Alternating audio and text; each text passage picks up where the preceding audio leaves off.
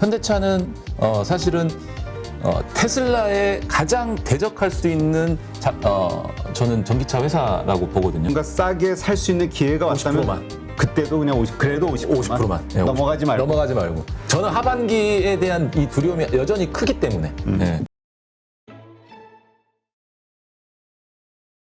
우리 지난번에도 한번 말씀드렸죠. 예고. 우리 장시영 차장님이 생각하는 안정적으로 편안하게 30-40%의 수익을 올릴 수 있는 우리 주린이 원금 회복 프로젝트.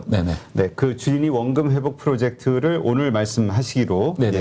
자, 어떻게 좀 포트와 종목 선정들을 좀 하셨나요? 네, 해왔습니다. 한번 좀 설명해 주시죠. 제 첫 번째는 이제 현대차고요. 현대차에 대한 내용은 제가 말씀드렸습니다. 그래서 이거는 현대차는 단기적으로 여러분들한테 큰 폭의 수익률을 내주진 않겠지만 내가 지금 현재 수준에서 현대차가 만약에 조정이 있었을 때 저점 매수를 잘 해놓고 평균 단가 관리를 잘 해놓으신다고 한다면 현대차는 사실은 테슬라에 가장 대적할 수 있는 저는 전기차 회사라고 보거든요. 지금 갖추고 있는 인프라, 그다음에 기술력, 그다음에 오너십, 오너가 가지고 있는 마인드, 그리고 이 그룹 전체적으로 나아가려고 하는 방향들, 이런 부분들을 감안했었을 때는 테슬라의 어떤 이 독주에 어떻게 보면은 가장 근접하게 대항할 수 있는 유일한 회사, 전기차 회사다라고 생각을 하고, 저는 배터리 업체들도 포트에 좀 추가시킬까 했지만, 배터리 업체들은 장기적으로 봤었을 때,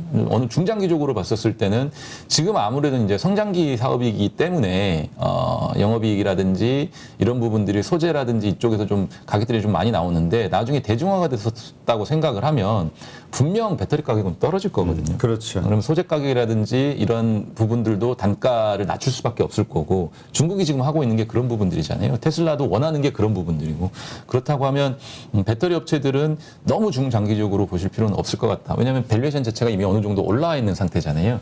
그러니까 예를 들어서 뭐 LNF 같은 경우에 시가총액이 지금 현재 6조 2천억 7조인데 이게 과연 10조 넘어서 12조 더블 20조 이렇게 가려고 한다면 사실 영업이익이 어마어마하게 나와요. 그렇지. 조 단위 이상으로 영업이익이 나와야 돼요. 이미 몇 년치 거를 땡겨다 쓰고 있으니까. 영업이익이 조 단위 이상으로 나와야 되는데 과연 그 조 단위 이상으로 나오는 영업이익을 배터리 3사들이 삼성 SDI, SK 이노베이션 그리고 LG 에너지 솔루션이 가만히 지켜보고 있을 것인가 라는 의심이 좀 들어요. 그래서 그런 부분들 때문에 안 좋다라는 건 아니지만 제가 생각하는 것만큼의 큰 폭의 수익률을 내기에는 조금은 지금 현재 수준에서 버거운 자리인가 아니냐라고 좀 말씀을 드리는 거고요. 그래서 현대차는 전기차 관련해서 통틀어서 어쨌든 점유율을 늘릴 수 있는 상황이잖아요. 그리고 예전에 이걸 제가 항상 비교하지만 SK텔레콤과 LG유플러스의 주가 상황을 보시게 되면 SK텔레콤이 독과점적인 지위를 가지고 있다가 LG유플러스가 5%만 뺏어왔는데 주가의 이 상승률은 더블이었거든요. 그래서 그런 부분들을 감안했었을 때 현대차가 테슬라의 점유율을 진짜 5%만 만약에 미국 시장 점유율이라든지 글로벌 점유율을 뺏어온다고 한다면 전기차 시장에서 현대차의 주가 상승률은 어마어마할 수 있습니다. 이게 실적이 비단 3분기에 4조가 나오고 4분기에 5조가 나오지 않더라도 전기차의 성장률이 확인이 된다고 한다면 주가에 큰 모멘텀이 될 수 있다라는 점 때문에 현대차를 좀 가져와 봤고요. 두 번째는 SK입니다. GSK. GSK. 지주사 GSK인데 뭐 물론 그 SK 스퀘어라는 또 다른 지주사 형태의 회사가 있지만 그래도 GSK를 방어적인 어떤 내력 수단 으로 좀 활용을 해서 좀 가져와 봤거든요. 그래서 GSK에 대한 내용을 좀 말씀을 드릴 텐데 뭐 비상장 좌회사들 계속해서 시가총액 오르고 있고요. 물론 상장이 좀 불발되면서 SK 스퀘어 주가도 횡보하고 있고 GSK 주가도 좀 안 좋았지만 결국은 그들의 회사들도 좀 좋아질 것이기 때문에 좀 생각을 해보실 필요가 있을 것 같고, 그리고 물적 분할 재상장 이슈도 윤석열 정부에서 아마 어느 정도 좀 커버를 해줄 거거든요. 그래서 주주들한테 권리가 침해되지 않도록 정비할 수 있게끔 제도적인 방안을 마련할 테니까 그런 부분들까지 생각을 하면 어느 정도는 좀 안심할 수 있는 상황이라고 좀 말씀을 드리고 싶고, 그다음에 배당 정책 관련해 가지고 한번 좀 말씀을 드리면 SK가 지금 좀 배당 정책이나 이런 부분들 좀 세게 펴고 있잖아요. 그러니까 작년에도 중간 배당 1,500원 했는데 이번에도 중간 배당 1,500원 실시를 했습니다. 지급 금액은 850억 정도로 지난해하고 좀 비슷한 수준이고 이 정기 이제 지난 3월 정기 이제 주총에서 25년까지 매년 시가총액 1% 이상 자사주 매입하겠다라는 주주 환원 정책도 발표를 했고요. 그리고 다른 어떤 4대 핵심 투자 사업도 경쟁력 강화를 위해서 투자를 계속해서 하고 있습니다. 뭐 미국 쪽에 1월에 뭐 세포 유전자 치료제 2회사 투자를 했고요. 그다음에 뭐 그 프랑스 CDMO 관련된 회사도 이 공장 준공하고 23년부터 대량 생산 체제에 들어갈 예정이고, 그다음에 뭐 반도체 쪽도 실리콘 카바이드 관련된 설계 기업, 국내에서 유일하게 양산 능력을 갖춘 회사인데 에스파워 테크닉스 인수를 하면서 반도체 쪽에서도 누수업계 계속 진행을 하고 있습니다. 그래서 여러 가지 쪽으로 좀 계속해서 좀 잘 하고 있습니다. 그래서 배당 그리고 투자회사, 지주회사로 보시면 안 됩니다. SK는 지금 투자회사로 보셔야 됩니다. SK 스퀘어라는 회사도 있지만 GSK가 또 그 위를 아우르고 있는 정말 배당도 잘하고 주주환원 정책도 잘 펴는 투자회사라고 생각을 하시고 SK도 GSK도 그 포트폴리오에 좀 담아 보시면 나중에 좀 괜찮은 수익률을 여러분들이 좀 가져오실 것 같다라고 좀 말씀드리고 싶습니다. 그리고 세 번째는 삼성중공업이거든요. 삼성중공업은 사실 조선과 관련해서 가장 약한 곳으로 평가받죠. 예. 재무조표, 재무 안 구조부터 좋아서. 시작해서 다 안 좋다로 평가를 받지만 가장 고부가가치 선을 또 가장 현재 상황에서 가장 우리가 필요로 하는 선박을 만들 수 있는 회사라고 좀 평가를 하겠습니다. 그리고 삼성중공업에 대한 얘기는 제가 지속적으로 좀 몇 번 말씀을 드렸기 때문에 한 가지만 확실히 하도록 하겠습니다. 4분기 흑자 전환할 가능성이 높아요. 흑자 전환할 가능성이 4분기를 저는 높게 보고 있는데 4분기에 어떤 일이 벌어진다고 제가 말씀드렸죠? 3분기, 4분기에 변고가 있고 만약에 연준이 금리를 멈추고 인플레가 그때 잡힌다고 하면 그 시기가 바닥이 될 수도 있습니다. 네. 삼성중공업이 4분기 실적을 발표는 내년 뭐 1월, 2월 달 정도에 하겠죠. 근데 4분기 실적 발표가 흑자 전환하면서 좋은 기를 타는데 그때 시장 분위기가 좋아? 그러면 삼성중공업이 시장에서 어떻게 보면은 뭐 반주도주적인 역할을 할 수도 있는 상황이 발생할 수 있거든요. 그래서 지금 주가가 추가적으로 빠지지 않고 옆으로 플랫하게 좀 횡보하고 있지 않습니까? 위아래 좀 변동성을 박스권을 그리면서 요럴 때 좀 저점 매수를 해서 포트폴리오에 일부만 좀 담아 놓으시고 내년도에 혹시라도 다시 한번 조선주들의 어떤 반란, 질주 이런 부분들이 있을 수 있을 때 수익률을 좀 꾀할 수 있는 그런 종목이지 않을까 해서 한번 좀 담아봤습니다. 네. 그리고 마지막으로 이제 셀트리온인데 셀트리온은 취향별로 좀 담아놓으시면 될 것 같아요. 취향별로? 그러니까 제약바이오가 싫으신 분들은 안 하셔도 돼요.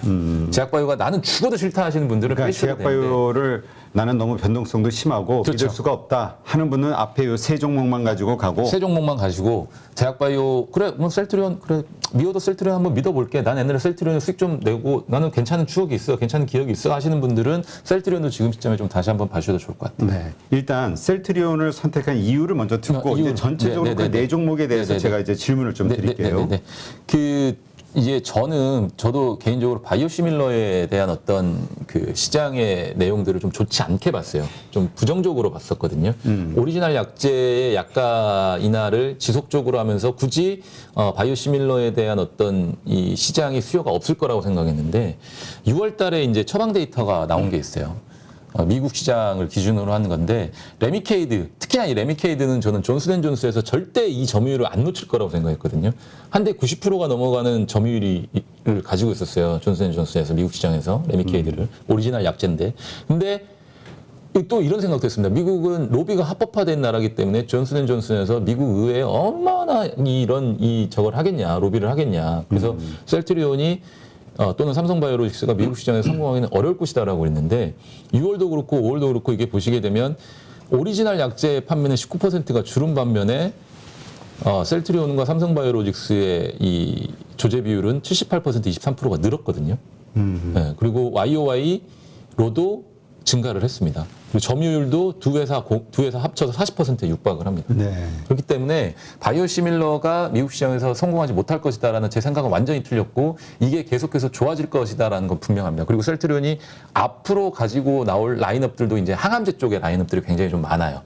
그 수요도 충분히 충당할 수 있을 만한 경쟁력을 갖췄다라는 게 앞서 이 약제들로 좀 검증이 됐다는 거예요. 그래서 확인해 보시면 좋을 것 같고 그래서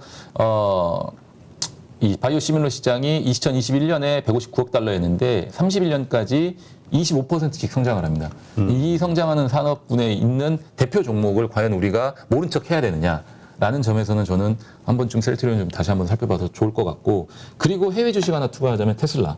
네, 테슬라 내용은 뭐 다 말씀드렸으니까 그 내용은 좀 생략하도록 하겠습니다. 네. 네, 그리고 혹시나 개별 종목이 없는데 그럼 개별 종목은 어떻게 해야 되느냐라고 하시면, 그냥 저는 여러분들께 개별 종목은 계속 제가 시장 얘기를 하면서 좀 말씀을 드릴 텐데, 개별 종목을 굳이 포트에 넣으셔가지고 잘못 고르셔서 고생하지 마시고 개별 종목 상승이 나중엔 더 좋을 것 같다라고 생각하시는 분들은 코스닥 레버리지 사십시오. 그냥 150. 그냥 레버리지. 코스닥 150 레버리지 사셔서 일부 포트에 담아 놓으시면 그게 코스닥 전체의 이 수익 상승을 2배를 먹는 거잖아요. 네. 그래서 그렇게 좀 보시면 될 것 같고요. 혹시나 여유가 되시면 하반기에 지금 AA 등급이나 A 등급 채권이 제가 4% 후반 나온다고 그랬거든요. 회사채들이 1년 반, 2년 남는 것들, 그런 것들이 하반기에 되면 금리가 더 올라가게 되면 5%가 넘어갈 것 같아요. 그때 좀 담으셔가지고요. 5.5%의 수익률은 확정을 지으시고, 혹시나 중간에 시장 금리가 이제 빠질 거잖아요. 금리가 하락하는 구간이 분명합니다. 연준이 금리를 인하할 테니까. 그렇죠. 그러면 채권 매매 차익으로 중간에 만기 전에 엑시트 하실 수도 있습니다. 그렇게 되면 한 1년 정도는 5% 이자를 누리시고, 나머지 6개월에서 1년 정도 남은 거는 채권 매매 차익으로 한 10% 추가 이익 얻을 수 있거든요. 그러면 대충 한 15% 정도 채권에서 얻을 수 있습니다. 네. 가능한 시나리오입니다, 이것도요. 네. 그래서 채권도 한번 그런 식으로 생각을 해보시고 담아보시면 좋을 것 같습니다. 이게 제 가져온 포트폴리오입니다. 네. 자, 그러면 이제 정리를 좀 해볼게요. 자, 일단 내가 현금이 100이 있어요. 네. 자, 100이 있는데 지금 얘기하시는 대로 한다면, 네. 자, 일단 첫 번째 네. 뭐였죠? 현대차, 현대차, 네. 그다음에 SK, 네. 그다음에 삼성중공업, 삼성중공업, 네. 그다음에 셀트리온. 셀트리온. 자, 일단 이 네 종목으로 한다고 했을 때 네. 비중을 얼마로 가져가요? 현대차 20%, SK 20% 일단 담아주셔야 됩니다. 두 개는. 현대차와 SK를 20%씩. 20%씩 왜 담아야 되냐면, 장이 어느 정도 변동성을 겪고 나서 빠지고 나서 하락하고 나서 오를 때는 대형주가 무조건 먼저 오르게 돼 있습니다. 거기서 수익률을 먼저 좀 가져오셔야 되거든요. 그리고 중간에 현대차 같은 경우는 모멘텀이 언제 발생할지를 아무도 모르잖아요. 갑자기 전기차 점유율이 높아져서 제가 예측한 것과 다르게 2분기가 픽아웃이 안 되고 3분기로 더 좋아질 수도 있는 상황이 발생할 수 있어요. 그런 상황 쪽 고려를 한다면 현대차는 20% 담아야 되고요. SK 같은 경우도 마찬가지로 배당 매력이라든지 또는 하반기로 갈수록 IPO라든지 이런 부분들이 다시 정상화됐었을 때는 추가적인 어떤 수익률을 얻을 수 있기 때문에 두 회사는 20%씩 좀 담아줘야 된다. 자, 그다음에 셀트리온과 삼성중공업은 셀트리온을 안 하시겠다는 분들은 아니, 일단 빼셔도 한다고 되는데 했을 때 10%씩을 10%. 그러면은 지금 60%잖아. 두 개가 60%죠. 네. 그 다음에 제가 말씀드린 아까 채권 좀 담아보셔야 되니까. 아, 그러면 지금 그러니까 4개가 아니라 지금 종목은 아니죠. 저는 한 5, 6개 정도 되는 거죠, 지금요. 네, 네, 네. 자, 그러면 이렇게 정리를 할게요. 현대차, SK 20%씩, 네. 그다음에 셀트리온, 삼성중공업을 10%씩, 네네. 그다음에 채권을 10에서 15%씩 정도 담아보시고. 10에서 15, 네. 그다음? 그리고 코스닥 레버리지 있지 않습니까? 코스닥 레버리지 거기도 10에서 15% 정도 담아보시고. 10에서 15. 그러면 나머지 남는 거는 테슬라로 마지막으로 가져가시면 그게 몇 될 것 같습니다. 프로예요? 그럼 딱 100%입니다. 10%인가? 그럼 테슬라가? 네, 테슬라 10%죠. 20, 30, 40. 뭐 하여튼 네. 요렇게 네네. 포트를 짜자. 요렇게 짜자라. 근데 만약에 셀트리온이 마음에 안 든다, 바이오는 그럼 빼고 대신 어떤 거를? 삼성중공업이나 코스닥 레버리지 비중을 올리셔야죠. 삼성중공업과 삼성중공업을 그냥 20으로 가든 20으로 가든 코스닥 레버리지를 20으로 가든 레버리지를 그렇게 늘리시든지, 아니면 셀트리온을 빼고 테슬라의 비중을 올리든 그렇게 가시는 게 맞죠. 채권 비중은 10에서 15% 넘어가시면 안 됩니다. 이거는 왜냐하면 부동자금으로 움직일 가능성이 있기 때문에. 이거는 이제 채권은 말씀하신 대로 바로 매도할 수 바로 매도할 수 있는 있는 현금이 나올 수 있는 거니까. 네, 그렇죠. 네, 요렇게 짜보자. 이렇게 한번 짜보자. 자, 그러면 이 종목들에 대해서 지금 바로 매수를 해도 된다라고 생각하세요? 아니요. 그러면 아니요. 아까 제가 말씀드렸잖아요. 그러니까 그 종목들을 언제 사야 될 것이냐? 그러니까 저는 중간중간에 이제 저점 매수를 하시라고 말씀을 드리는 건데, 그 저점 매수의 가격을 좀 정해지진 않아요. 시장의 흐름에 그렇죠. 따라서 좀 보면서 가야 될 텐데, 만약에 현대차가 제가 생각하는 것과 반대로, 자, 보십시오. 추세를 가지고 만들어 간다라는 느낌이 들다면 저는 지금 가격보다 비싼 가격으로 포트에 담을 용의가 있습니다. 하지만 200일선을 강하게 뚫지 못하고 여기서 다시 한번 주저앉는다면, 왜냐하면 저 이 두 거래량이 좀 마음에 안 들거든요. 이게 좀 마음에 안 들어서 혹시라도 주저앉는다고 한다면 제가 원하는 가격대는 전 18만 원 미만에서 사고 싶어요. 근데 18만 원 미만이 올 때까지 기다리는데 만약 기회가 안 올 수도 있잖아요. 그러면 200일선을 그러니까 그게 그렇잖아요. 200일선을 강하게 뚫는 모습이 보여준다면 거기서는 어느 정도 좀 쫓아가서 한 번 담아놓고 또 조정이 왔었을 때 밑에서 한 번 또 담고 이렇게 갈 생각이거든요. 그러면 각각의 20%, 20%, 10%, 10% 이렇게 산다고 했을 때 네. 그럼 몇 번에 나눠서 분할 매수하는 게 좋아요? 현대차 같은 경우는 저는 이게 저 개인적으로는 저는 그냥 4분기까지 기다려보고 싶은 생각이 좀 커요. 4분기까지 기다려보고 싶은 생각이 크다고요. 4분기까지 시장이 그냥 지금은 저는 아무것도 하고 싶지 않고 아예 시장이 좀 다시 한번 주저앉아서 현대차를 18만 원 미만에 사고 싶은 욕심이 큰데 그게 아니다라고 하면 중간중간에 한 3-4번 정도의 분할 매수는 해볼 용의는 있습니다. 한다고 한다. 자, 그러니까 좋아요. 그럼 이제 18만 원 밑에서 가능하면 사자. 현대차는. 네. SK는? SK는 지금 정도 가격으로 보셔도 크게 지금 무리가 정도 가격이면 사도 된다. 무리가 없을 것 같아요. 왜냐하면 오른 것도 좀 없고 오히려 이 시장에서 좀 계속 빠져 있는 상황이니까 추가적으로 반등이나 이런 부분들이 없었어요. 그래서 SK는 그렇게 보셔도 될 것 같습니다. 네. 자, 그 다음에 셀트리온은? 셀트리온은 최근 시장에서 좀 많이 올랐거든요. 네. 최근 시장에 좀 많이 올라서 이게 과연 베어마켓 랠리 시장 장세에서 얘가 저는 개별 종목군에서 이제 이 제약바이오가 좀 팀에서 주도주가 될 가능성이 좀 있다라고 보거든요. 네. 그래서 200일선을 만약에 강하게 이 지금 음봉거래량들이 최근에 좀 있는데 이게 거래량이 좀 크진 않잖아요. 네. 좀 흘러내리는 구간이 좀 있으면서 200일선 밑에서 좀 어느 정도 뽀짝뽀짝하면서 올라올 것 같거든요. 그러면 저는 한 17만 원 초반 정도 수준에서 가격이 온다면 접근을 해보시면 좋을 것 같아요. 지금 어쨌든 조금은 빠지는 추세니까 그 가격대 정도로 보시고 좀 매수 진입을 하시고 요것도 역시 지금 이 제가 말씀드린 20%, 이 비중을 한 번에 다 채우지 마시고 제가 말씀드리는 거에 뭐 한 3분의 1, 4분의 2 정도? 요 정도까지만 채워놓으시고 하반기에 한 번 더 채우실 생각은 하셔야죠. 네. 자, 1,000만 원 중에 500만 원만 하시라. 500만 원만 나눠서 사시라. 일단 정리를 일단 순서대로 네네네네. 합시다. 자, 그래서 셀트리온 같은 경우는 가격이 17만 원? 네, 그 정도. 17만 원 전후 오는 정도에서 사자. 네네네. 그렇게 사볼 만하다. 네. 자, 그 다음에 삼성중공업. 삼성중공업도 지금 사셔도 됩니다. 어차피 박스 삼성중공업 하단이니까. 지금 가격에 사도 된다. 박스 하단이니까. 자, 그러면 요것들에 대한 것을 분할 매수로 사야 되잖아요. 네. 예, 분할 매수로 사는 거는 이제 그런 가격대 근처가 왔을 때 가지고 있는 현금을 훅 살 것이냐, 아니면 어느 정도에 나눠서 살 것이냐. 그러니까 제가 아까 말씀드린 게 일단 1,000만 원을 이 포트에 한번 담아보겠다라고 생각하신 분은 500만 원만 생각하고 계세요. 지금은. 그러니까 내가 투자할 돈이 1,000만 원이다. 그럼 500만 일단 주식을 사자. 500만 20, 10 이렇게 나눠서 일단 제가 말씀드린 가격 그리고 제가 말씀드린 이 지금 현재의 베어마켓 랠리 시장에서 어느 정도 수익률을 만들어 놓을 수도 있지 않습니까? 그래서 그렇게 진입을 하시고 하반기에 한 번 더 출렁인다고 했었을 때 평가 금액 그때 또 바뀌겠죠. 예를 들면 목표 가격이라든지 내가 매수하고 싶은 가격이나 이런 분들이 좀 빠질 거니까 그때 다시 한번 나머지 절반을 진입하시는 그렇게 생각을 하시면 될 것 같고 그 똑같은 비율대로. 만약에 정말 제가 생각하는 것처럼 지금 시장에서 나 베어마켓 랠리고 보고 나는 그냥 아무것도 안 하고 그냥 진짜 네 말대로 4분기 지나가지고 하반기에 연준이 다 금리 인하하고 그 전에 막 중간에 병고 있고 이럴 테니까 나는 그때 저점 매수 하겠다라는 분들은 지금 안 움직이셔도 됩니다.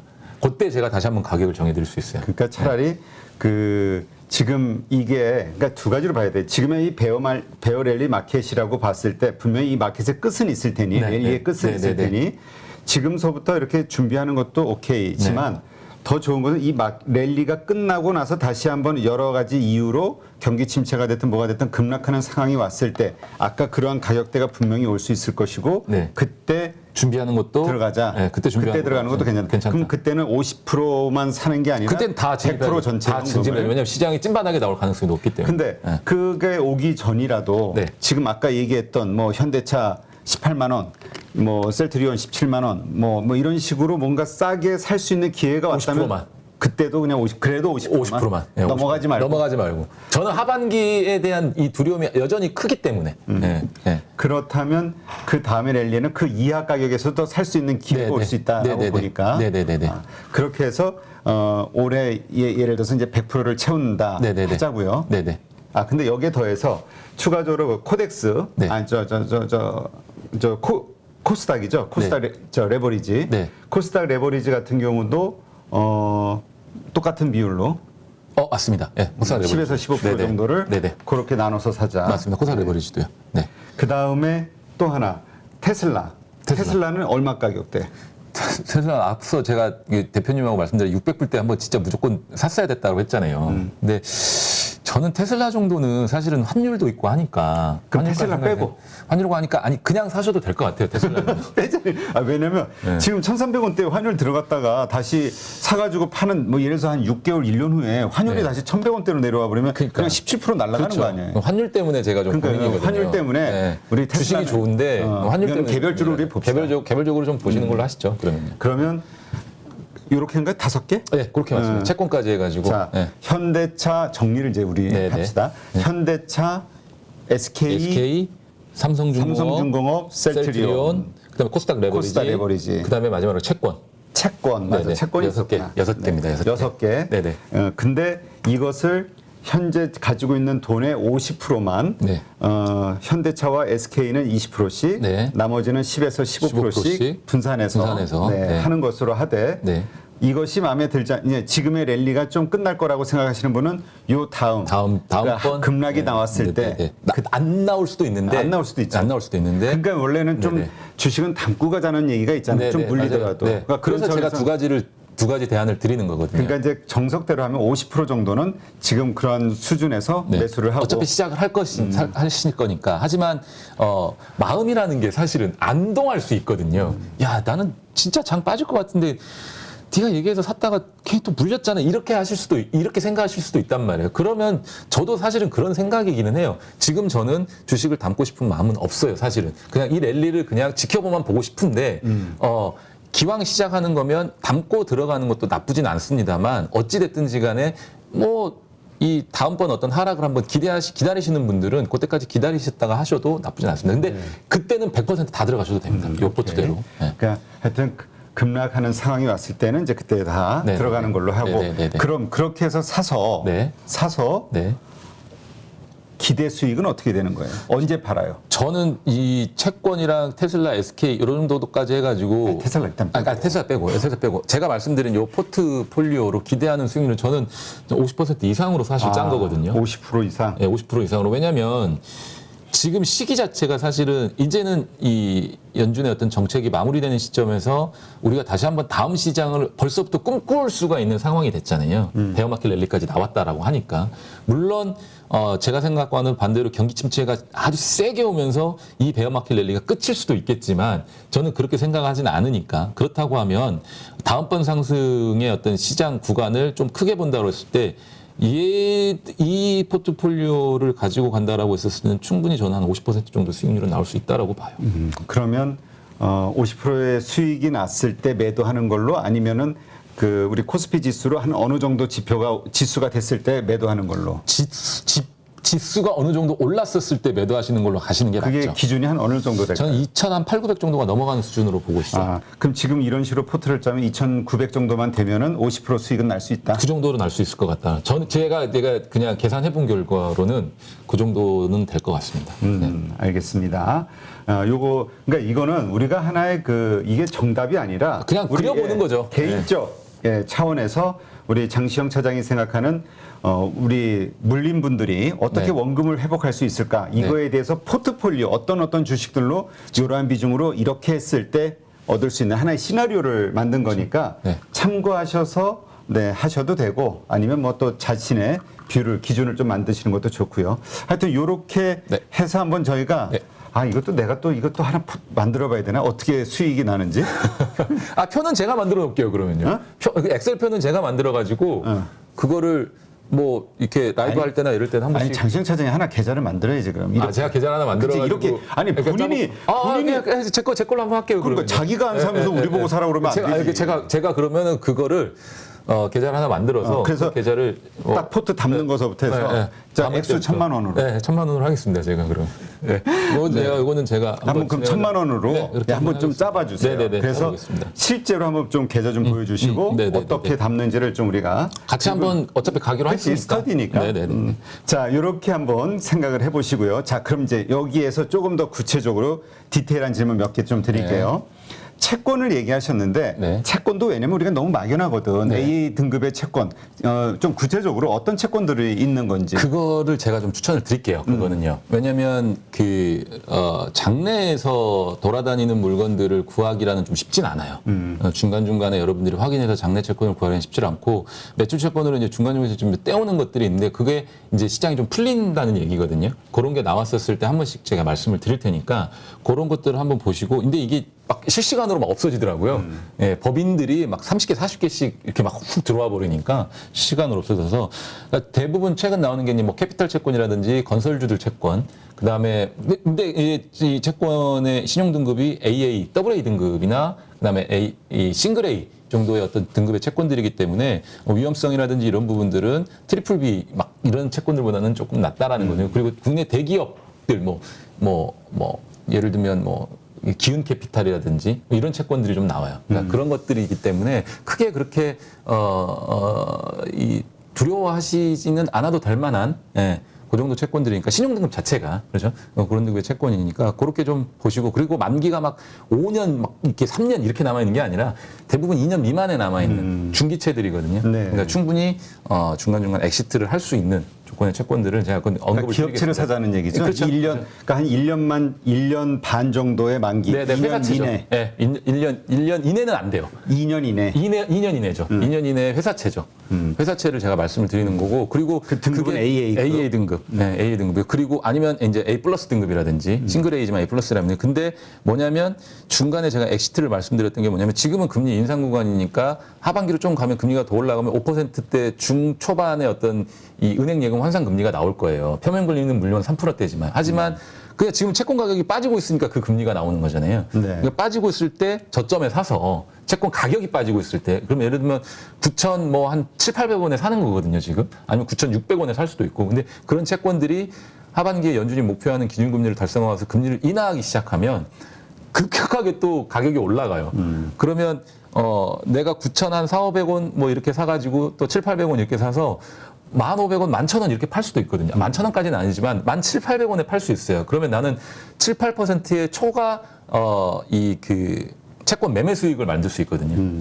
중간에 이렇게 매도를 하게 되면 그렇게 되면은 사실은 금리로 사실은 연간으로 한 3, 4%좀 먹고 한 4, 4% 먹고 그다음에 채권 매매 수익으로 한 7, 8% 먹는다고 한다면 한 12, 3% 정도는 채권에서 안정적으로 날 수 있는 이 포트폴리오가 나오는 거죠. 네. 구성 종목이. 누구나 1시간 안에 200개 종목에서 좋은 종목을 고를 수 있는 그런 능력을 배양할 수 있도록 제가 도와드리려고 그렇게 하고 있습니다.